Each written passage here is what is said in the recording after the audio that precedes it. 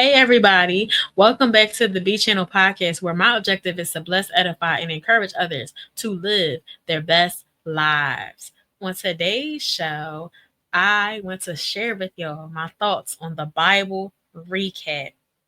This is a chronological Bible reading plan that was created by Tara Lee Cobble, otherwise known as TLC.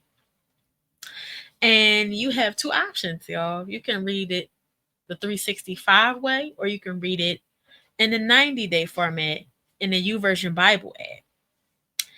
And this is how it goes, y'all.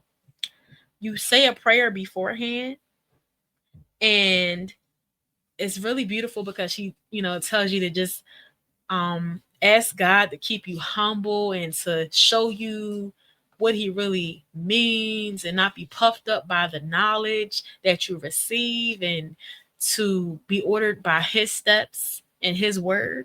And so it's a really beautiful prayer. It says a lot more than that, but I'm just paraphrasing. And first, you watch the Bible Project video, which recaps the book that you're about to read. And that's also a good plan that I was simultaneously trying to read at the same time. But I like that for different reasons. But anyway, the Bible recap video is something that you watch afterwards that helps you recap that small section of the book that you are reading for that day. And your task is always to look for the God shot when you are reading. Where did you see God's character? What did you learn about God from that reading? For each day, that's what you're looking for. Instead of looking for, oh, how did I see myself, or is there something that I can get out of this, right? Because sometimes we do that. We're like, we forget to look for God in it when the book is all about God. That's what the Bible is about, y'all. And I liked it because the plan allowed me to see that the meanings of words differ, because in the Bible, the languages of Hebrew and Greek and Aramaic were all utilized, and a word can have different meanings, and depending on the language that was used in that particular section. So it was very different. When you start to realize that, you're like, oh, so over here it can mean one thing, but it takes on a different meaning in this section. And I love the historical context that she always brought. She always brought a lot of humor to it, a lot of great metaphors. She was very encouraging and let you know, as far as what your progress was each day, how far you were getting, because it's really encouraging to know that after you've been reading, 50 chapters, and she's like, we just finished our first book, and you're like, yay. So that was encouraging. But I love the historical context that she offered in particular, y'all, because in like a place like John 4, where the woman at the well, she went to the well at the hottest time of the day. That's not something that people are typically going to do, because why? It's hot. So she went there because at that time, because she wanted to avoid, the stares and, people's comments about how she was living, because she had so many husbands, and then the man that she was living with at the time wasn't her husband. Then what I really love about this book is that that chapter of John in particular is that Jesus did not have to go to Samaria, but he had to for this woman. That was his sole purpose. He was going there for her, and he allowed her to feel seen and known because he knew everything about her, and she was able to go testify and draw other people to him. And the other thing that was really interesting was because Jews and Samaritans did not mesh. They didn't even talk to each other, and let alone a man talking to a woman in public. You might be saying, what, a man can't talk to a woman in public? That's a thing?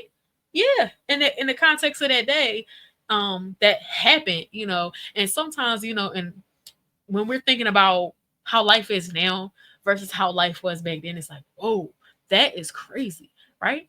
But that's how things were. The Bible doesn't make it right, but that's how things were back in those biblical times, right? And so it's really interesting to understand things with that added knowledge. You're like, oh, I get it. I get why X, Y, and Z happened. So that helped a lot. And I love how things were interwoven. Like, let's say you were reading Paul, and in the book of Acts, you were reading about Paul, and he would talk about someone, maybe Timothy or whoever. Next thing you know, you would stop reading Acts that on that particular day, and you would be in the next thing. Like, you'll be reading about First Timothy or something, right? And you would basically get to be acquainted with the person that he was writing about in the other letters. And so that was really interesting to have that, so you can see how everything fits together, as well as other notable sections for me was First Kings, First Chronicles, and First Samuel, as well as Second Kings, Second Chronicles, Second Samuel, because what happened was you have to read all of them. And I like how they did it, because it wasn't where you were just reading these entire books straight out. You were reading them in a layered fashion so that you could see the whole story. Because what happens is, in each particular book, whether it was Kings, Chronicles, or Samuel, different details were in each of those books that really made a full story when you read all of it. And it's the same thing with the Gospels, y'all. Matthew, Mark, Luke, and John. We wouldn't just read uh that whatever section of Matthew. We would read the corresponding sections in the other Gospels that same day. So you would have a real full picture, because some things that might have happened in one didn't happen in other, and vice versa. So that was really deep, because you're like, oh, and so you really had to really sink your teeth in there and be intentional about this reading. And it some people might have felt like it was difficult, because or it might be construed as seminary level reading, because you might have to read 5, 6, 7 chapters a day. And yeah, that can be a bit intense. I wouldn't say that this chronological plan took a year.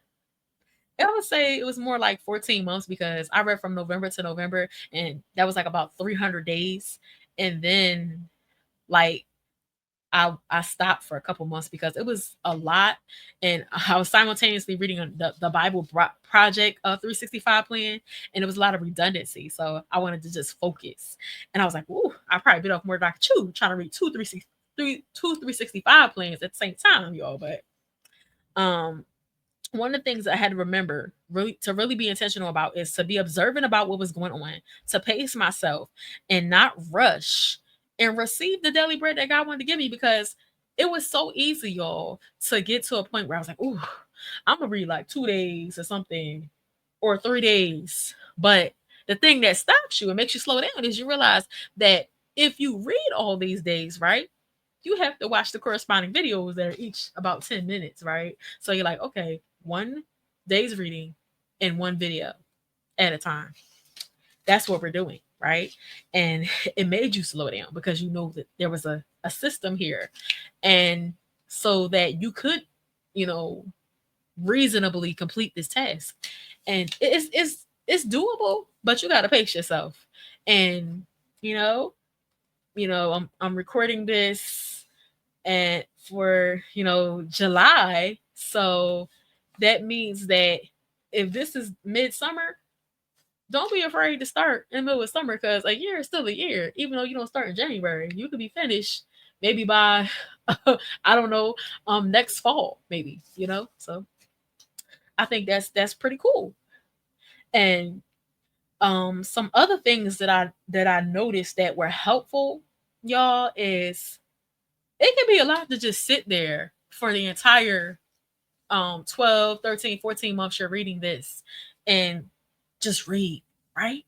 So something I did that was really helpful to help the story really come alive, because of the differentiation in voices and the sound effects and things like that, was I listened to the Bible experience on YouTube, and then simultaneously I would scroll through the NIV translation, and read what was happening, right?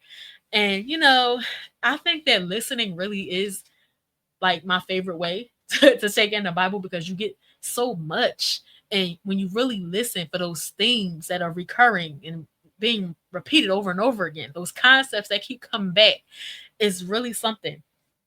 And the Bible experiences really did help me enjoy it more and get through it. And another option is Streetlights Bible, because they have a nice hip hop beat. If you're a hip hop person, and there's different voices. That's what I love about both of these. The Bible experience or Streetlight Bible is different voices, so it's not like you have the same voice throughout, because that's something that can happen sometimes when you're listening to, like, even in the Bible app. It'll Other translations will use the same voice throughout. And that differentiation really does help bring the story to life, because not the same person saying all of the words throughout. And sometimes if you get like a little bit if you feel like it's a little bit stale, change the translation. Listen, have a different voice read it to you, whether it's a woman or a man or something like that. And so that's something I learned too. Like, be okay with listening versus reading sometimes, because it can really be helpful, especially because your eyes might get a little tired after reading this whole thing for a year, right? Give yourself a break. Listen, if you take it better, you take it in better that way. Be okay with listening to the Bible. It's okay. And so that was something that I learned. You gotta do what works for you and move at a reasonable pace and not try to rush it. It was an enjoyable experience because I felt like I wasn't doing it alone. So that was what made it helpful and made it possible, because otherwise I'd be like, I don't know. But it was, good, because I have read the Bible through in the past, but never like this. Chronological was different because, like I said, you feel like all the puzzle pieces are really fitting together and everything really makes more sense when you read it chronologically. And I I like how they did that, because it's like, oh, okay, I see why they did this, and you start to really put everything together.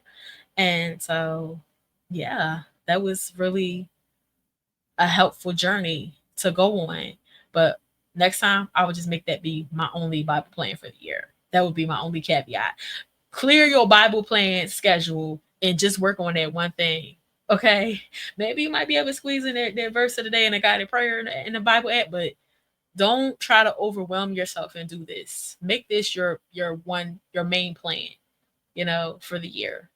And that's what I would suggest to anybody out there that's thinking about trying this. But like I said, you got the option of 365, which is the whole Bible, or you got the option of New Testament. So take your choice. You want to just dip your toe in, do the New Testament version. If you want to do the whole thing, take your time. You know, if it takes 14 months, it takes 14 months. Don't feel like you have to rush it. Enjoy it and get what you need to get from it. And, get a better understanding of God and his character and who he is and how he shows up and just everything about him. I think that things really came through, you know, reading this about Jesus. It was just so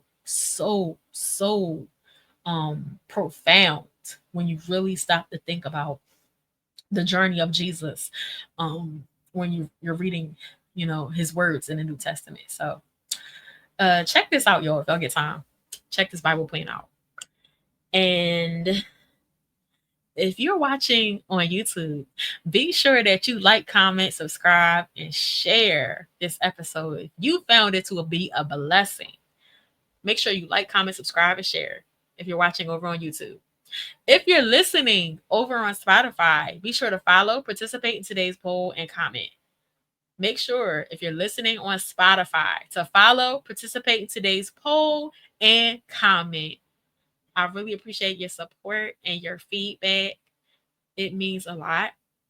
And make sure you follow me at BChannel27 on all social platforms. You can find me over on Instagram and the stories a lot. I like to share what's going on with the blog.